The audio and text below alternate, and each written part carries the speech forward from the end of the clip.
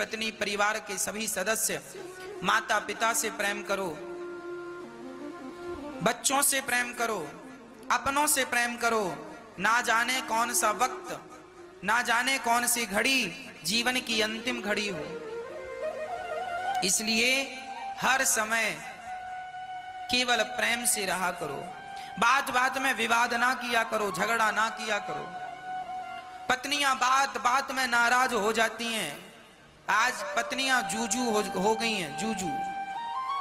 बात बात में गुस्सा आता है।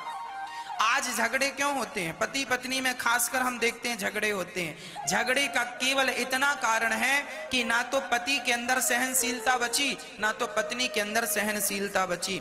पत्नी ने कुछ कहा, पति को बुरा लग गया, पति ने कुछ कहा, पत्नी को बुरा लग गया। अरे थोड़ा सी सहनशीलता बढ़ाइए। इसलिए भगवान श्री कृष्ण ने शिशुपाल की 100 गालियां सुनी और 100 गालियों तक चुप रहे, कोई उत्तर नहीं। 100 गालियों तक बिल्कुल चुप रहे। कारण क्या है? कारण सिर्फ यह है, भगवान कहते हैं कि मैं ईश्वर होकर, भगवान होकर यदि 100 गालियां सुनने की ताकत रखता हूं, तो आप इंसान होके 10-20 गालियां तो सुन लो। जो व्यक्ति सहनशील होगा वह व्यक्ति अपनी गृहस्थी बढ़िया चला सकेगा, और जिसके अंदर सहनशीलता नहीं है उसकी गृहस्थी कभी नहीं चलेगी। आजकल लोग शादियां कर लेते हैं, विवाह कर लेते हैं। अरे विवाह करने के पहले विवाह की कोचिंग किया करो, अपने गुरुजनों के पास जाया करो, पूछा करो, गुरुजी गृहस्थी कैसे चलती है आप बताएं। गुरुजी अपना अनुभव बताएंगे, शास्त्रों में जो लिखा है वो आपसे कहेंगे। अरे एक चेला, एक आदमी गुरुजी के पास गया, गुरुजी मेरे पिता कह रहे हैं विवाह कर लो, आप बताओ मैं विवाह करूं या ना करूं, आप निर्णय दीजिए। गुरुजी बैठे हैं और शिष्य कह रहा मैं विवाह करूं कि ना करूं।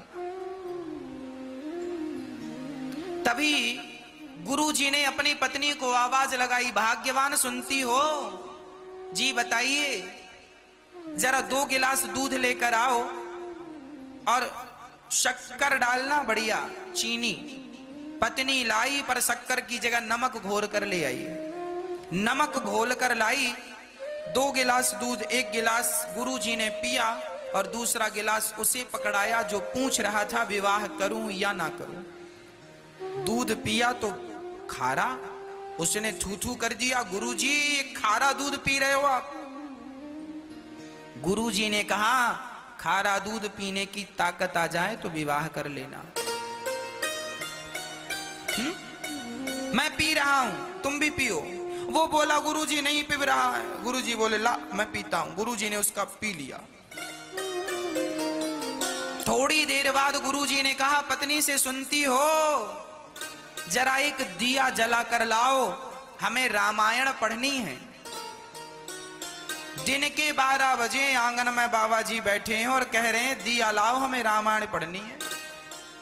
अब वो पत्नी दिया जला कर ले आई और ये आंगन में रख के रामायण पढ़ने लगी उसके प्रकाश से। सूर्य के प्रकाश के सामने दीपक का क्या प्रकाश था, पर पढ़ रहे हैं। अब वो जो पूछ रहा था गुरुजी शादी करूं कि ना करूं, वो समझ गया ये दोनों बुढ़ा बुढ़ी पागल है,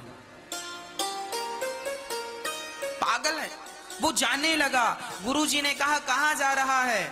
उसने कहा गुरुजी हम पूछने आए थे कि विवाह करें कि ना करें, पर आप तो पागल से हमें लगे। गुरुजी ने कहा बेटा हम पागल नहीं हैं, हम तेरे ही प्रश्न का उत्तर दे रहे हैं। ये कैसा उत्तर है? गुरुजी ने कहा सुनो, जब मैंने उससे कहा कि दूध में शक्कर डालकर लाना, तो वो क्या डालकर लाई? नमक। गलती उसने की। मैं चाहता तो डांट सकता था, क्यों अंधी हो गई है क्या, दिखता नहीं है नमक और शक्कर क्या है, खारा दूध पिला दिया।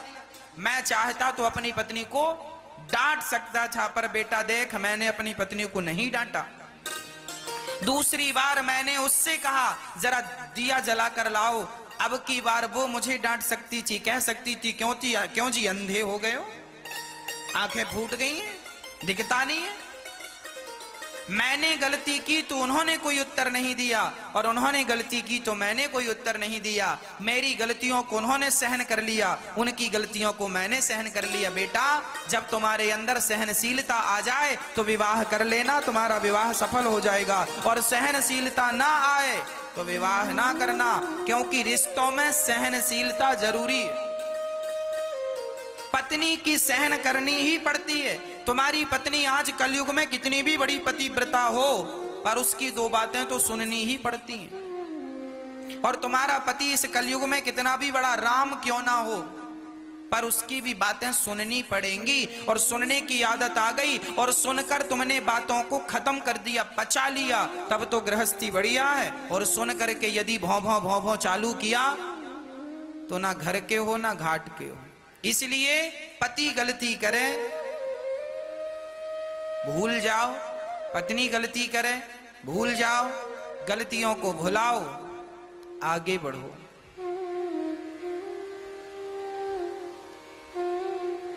हमारे संबंध चंदन की तरह होने चाहिए। हमारे संबंध चंदन की तरह होना चाहिए। चंदन की लकड़ी के कोई 1000 टुकड़े क्यों ना कर दे, पर चंदन अपनी खुशबू का स्वभाव नहीं छोड़ता।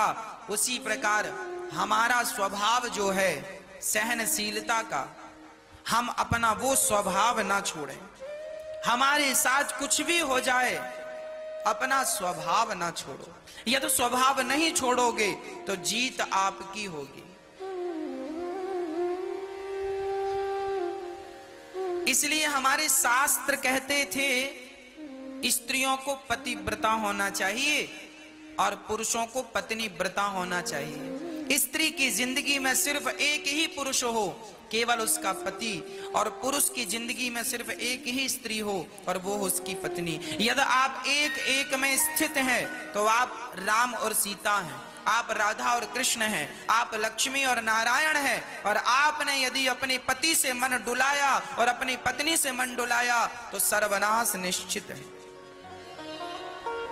एक पत्नी व्रता बन जाओ, एक पति व्रता बन जाओ, आपके गृहस्थी इतनी पावन हो जाएगी कि भगवान भी आपके गर्भ से जन्म लेने का सोच सकते हैं। और कहीं चरित्र बिगड़ गया, बुद्धि बिगड़ गई तो गृहस्थ जीवन नरक हो जाता है। गृहस्थी स्वर्ग भी है और गृहस्थी नरक भी। कई लोग विवाह करके बर्बाद हो जाते हैं और कई लोग विवाह के बाद संवर जाते हैं। कई लोग बिखर जाते हैं, कई लोग निखर जाते हैं। अब आपको देखना है कि आप अपनी गृहस्थी किस तरीके से चला रहे। इसलिए समझदारी जरूर, हर सब्जेक्ट में समझदारी तो चाहिए ही। पति पत्नी का साथ चाहिए ही।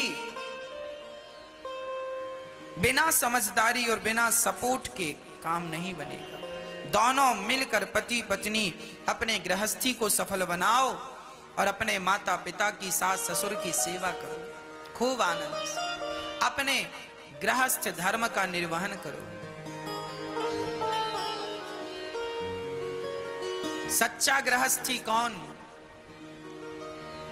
सच्चा गृहस्थी वही है जो अपनी पत्नी पति बच्चों के बीच में रहे और भगवान का चिंतन ज्यादा से ज्यादा कर। दोनों बैठो पति पत्नी, भगवान का नाम जपो। बहू अपनी सास को माता समझ ले और ससुर को पिता और पति को देवता, और पुरुष अपनी पत्नी को देवी साक्षात अन्नपूर्णा और लक्ष्मी समझ ले तो काम ही अच्छा हो जाए, समस्या ही समाप्त हो जाए। पर विडंबना ये है, बहू अपनी सास को मां समझ नहीं पाती, बहू अपने ससुर को पिता समझ नहीं पाती और खींचातानी बनी रहती है। हर घर में विवाद, हर घर में झगड़ा, और झगड़ा विवाद केवल बुद्धि का है। यहाँ खोपड़ी में थोड़ा सी कमी है समझदारी की, इसलिए विवाद है। यदि यहाँ पे भेजे में थोड़ा सी समझदारी आ जाए, डेवलप हो जाए, काम बढ़िया है, बुराई नहीं है कहीं की, कहीं से कहीं तक। केवल समझदारी की कमी है, केवल समझदारी। विवाह हो जाता है लड़की का, विवाह होने के बाद भी पति के साथ रहती हुई लड़की, सास ससुर के साथ रहती हुई एक स्त्री अपने माता पिता से अटैच रहती है, जुड़ी रहती है। दिन भर फोन से बात, दिन भर फोन से बात। एक बहू अपने माँ से बात कर रही थी, उसके पति ने समझाया कि अपनी माँ से इतनी बात ना किया करो, तो बिगड़ गई। अरे हम माँ से जितनी बात करना होंगे करेंगे। उसने कहा घर का काम भी है, भाग्यवान, काम भी किया करो। ये तुम्हारी सास भी तुम्हारी माँ है, तुम्हारी सास भोजन बना रही और तुम माँ से बतिया रही हो, बात कर रही हो, क्या शोभा देता है? वो नाराज हो गई, बोली हम जा रही है माँ के घर, हमारी माँ को ना कहना कुछ। चली गई। माँ सुनो, आपसे बात करती हैं तो उन्हें बोझ लगता, बात नहीं करने देते। माँ बोली हाँ बेटा यहीं रहो मेरे पास, मेरे से बात करो।